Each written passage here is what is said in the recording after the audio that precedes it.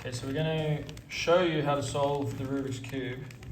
First thing to know is that the middles dictate the color of that side. This side will be all red because the middle is red. This side will be all white because the middle is white. The first thing that we want to do is create a white cross around this gold one, or for you it might be yellow. Now you could choose any, but choosing this way will help you to keep your thoughts organized as you first solve the cube. So this is one in place. You can see I have one on the side here.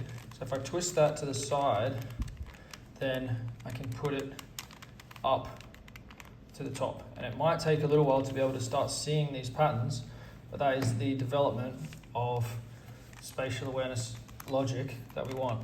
When I first started with the Rubik's Cube, it was very, very confusing for me. And it's less confusing once I've done a lot of it. So this one, I want to go up there. So I just rotate this up. Okay, so you're going to have to look for the ones that only have two colors and one of them is white. If it's a corner, it's not going to be part of the cross because the cross only has two colors.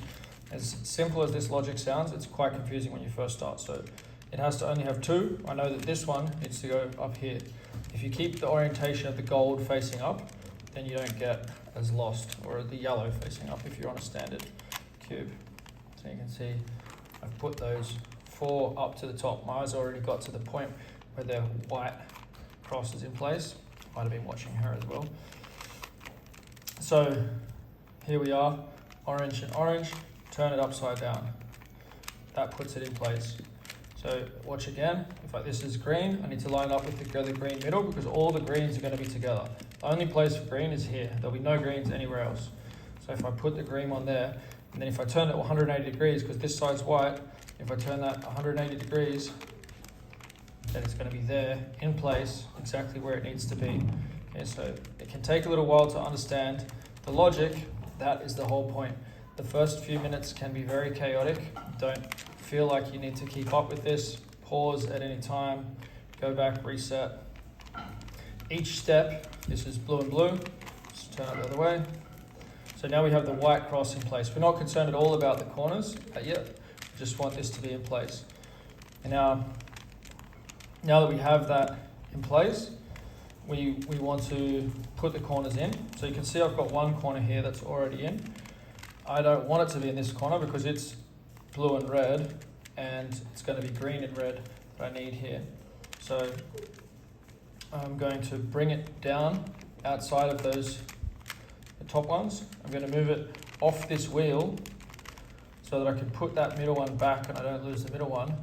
And then that's the one that I brought down, the blue and red. So now I'm going to put it between the blue and the red. See, blue and red here.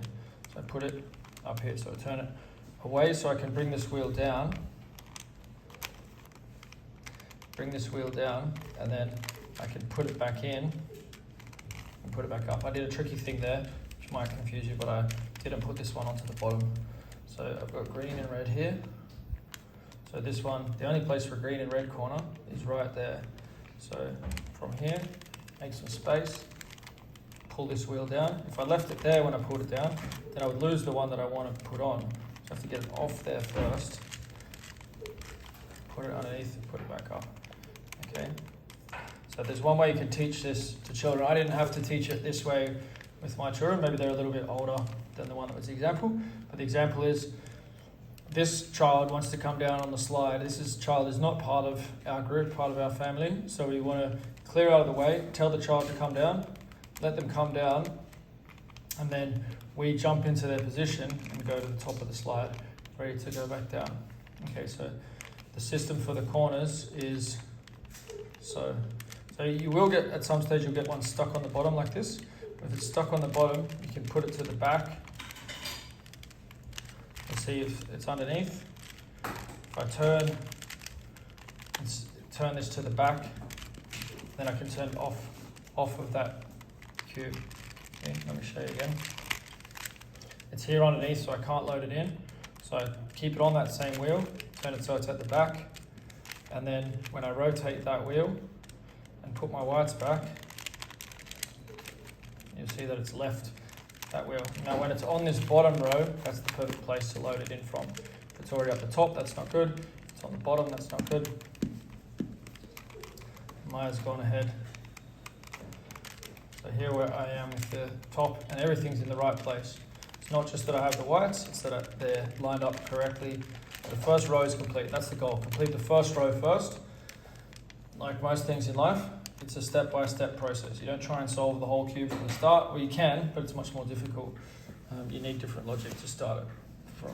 Well, you can do it the first 2 rows in one go, and then the bottom. That's when you see those 3-second solves and such. They're using a different logic. This one has green and red. This is the green side, this is the red side. There is only one place for a 2-faced green and red, which is here. There's only one spot for this. There's only 8 of these on the cube. One of them must go here. It's this one. So what I do is turn it away from the side where it needs to go.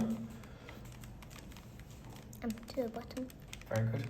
Bring the whites down. Put it back where it was, and then put those whites away. And I'll turn the cube and I'll just put the corner in the same method that I used to put the corners in previously. Put the whites all back together. Now that one's loaded in. So the main trick at this level is to recognize which of the 2-faced ones need to go in. If they have gold on them, they're not going to go in. So most of the ones I need now are actually already up.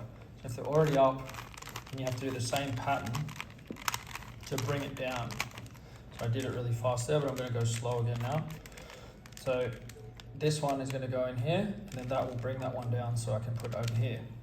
This one is green, and that one's got blue on it. This one needs to go up here. So I'll turn it away, pull the whites down, push it back in, turn the whites up. Now put the corner back in. And then one more, turn that off. This one goes up here, this one goes up here. So because it's orange and blue, it needs to go between the orange and blue. So what am I going to do? I'm going to turn to the opposite side to where I want to put it in. Opposite side to where I want to put it in, and then pull the side down that I want to change. And then just put it back where it was, put the whites back up, and then turn it and put this white in here.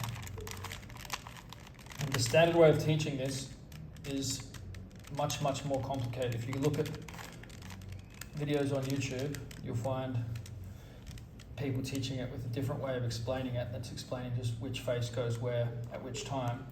When you watch the whites, what the whites are doing, and you watch the one that you need to move, it's very, very simple to remember, and you won't get confused, you won't mix it up.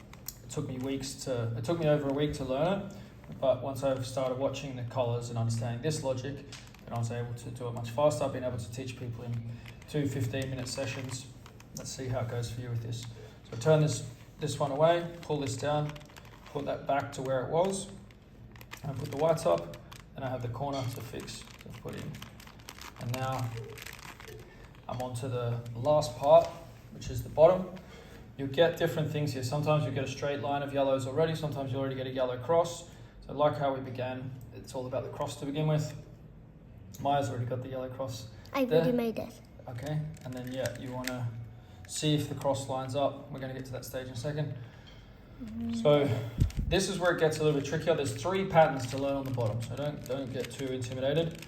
The first pattern is the children go to the park. So the park is this side. It's not going to be a certain colour. It's not that the park is orange, but the park is on the left side of the cube from where we start. Where we start is going to depend on what we have. So children go to the park. Parents come out. One of the children goes to the shop. Parents go home. Child comes back from the shop, and then join all the whites up together. So when we're on to the bottom, we're going to continue to face the yellow. We're going to do that pattern again. I suggest you do this pattern 10 times. Children go to the park. Parents come out the front. Child goes to the shop. One of the children goes to the shop. Parents go home. Child comes back from the shop to the park. All the children go home for dinner. Okay, so you've got now the yellow cross. If you put that, you can see now that can be orange and blue. But I would suggest doing that pattern over and over again until you feel comfortable with it. You will get to a point where you can do it without thinking too much about it without having to say the story, but I'll highly suggest using the story to begin with.